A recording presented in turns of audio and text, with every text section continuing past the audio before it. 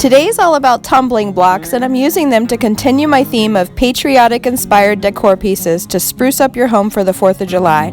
So grab a rocket pop, settle in, and let's just hop right into the projects.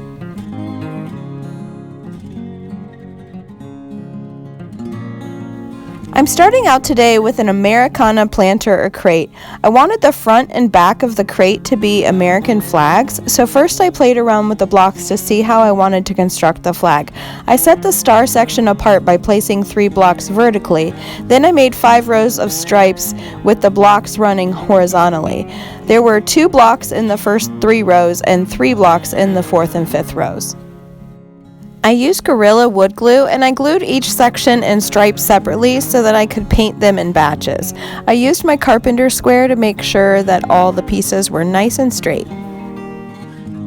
My intention was to have the stripes continue around the sides of the container, so the sides were 5 stripes and each stripe was 2 blocks wide. I think I calculated that there were 50 total blocks in this piece. Next, it was time for the paint. For the red stripes, I used the crimson color of Waverly chalk paint, and the white stripes were the plaster color, also by Waverly. I didn't have navy chalk paint, so I used Sherwin-Williams regular latex wall paint in the color Naval for the blue color. I wanted the color to be a little more like a stain where the wood grain would still show through, so I used a baby wipe to apply each of the paints. This applies the paint in a much thinner coat and allows some flexibility too. If the paint's too thick, I just find a part of the wipe that doesn't have any paint on it and smear it away. And while I'm painting, I'll mention that today's video is part of the So You Think You Can Craft Challenge, hosted by Melissa Makes It DIY and co-hosted by Angela Jones DIY. I'll link both of their channels in the description box below, as well as the playlist for the challenge, so be sure to check their channels out and see what everyone else comes up with. I wanted to give this a more primitive look and make it look aged, so I dug out my black wax. This is truly a furniture wax, not thin like Waverly's antique wax, so I used the baby wipe trick for this as well so that it blended and looked a little better. And I used this on all 3 colors. And here's a little side by side to show the difference that the black wax makes. It really helps projects look aged. You guys, I just passed 1,000 subscribers. In the beginning, I thought maybe I'd get 100, so to achieve 1,000 and beyond is just unreal. Thank you to all my supporters. I'm just so grateful. I started my channel soon after my mother's diagnosis of terminal cancer, and it was a good way to channel some of that nervous energy and get my mind off of things. And then since her death, it's been a way to get the creative juices flowing again. So again, thanks so much for the support. To show my appreciation, I plan to do a giveaway in the next 2 weeks. There will be some trivia involved, and a $20 gift card will be on the line, so stay tuned for that. Okay, so now I'm using Gorilla wood glue to assemble the sides. Be sure to start and end with red stripes.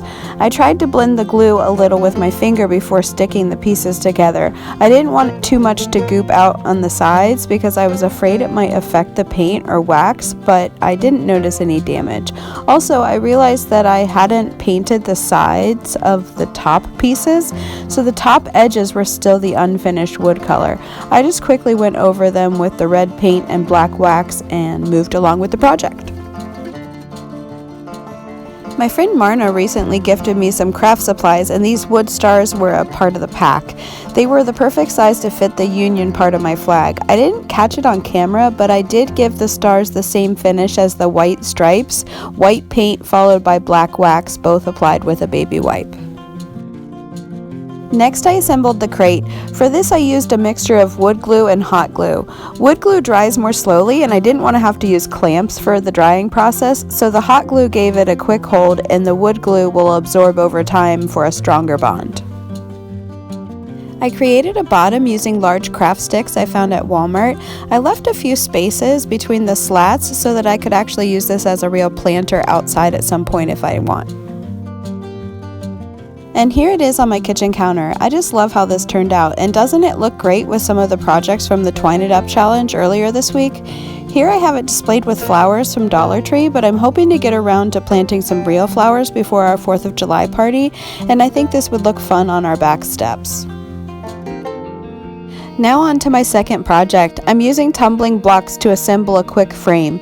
Each side is made from 3 tumbling blocks glued together end to end. I used my carpenter square again for this to ensure they were nice and straight.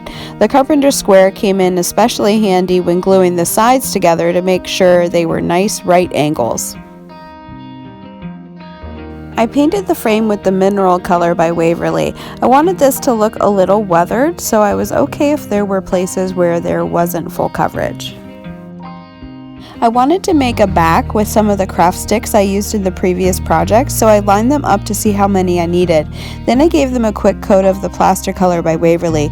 I really love Waverly chalk paint. It's an affordable brand from Walmart, and it's as good or better than more expensive brands. To give it a distressed look, I used my dry brush and gently brushed on some of the mineral color, the same color I used on the frame. I went back and forth in the same direction across the planks so that it looked like some wood grain was showing through. Then I decided to go back and dry brush the frame with the plaster color. These 2 colors by Waverly complement each other so well.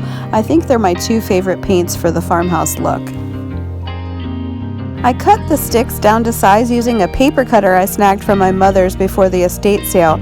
I had seen my friend Jess from Glue La La use one to cut down large sticks before, so I was excited to see if my mother's ancient one even worked, and it did. Then I used hot glue to attach the sticks to the back of the frame. This time I lined the sticks up so that there were no spaces. I have a star theme going for my Patriotic decor this year, so I just used a star I'd printed out for my twine stars earlier this week. But you can use whatever phrase or symbol you like. Then I used my Arteza carbon paper to transfer it to the sign.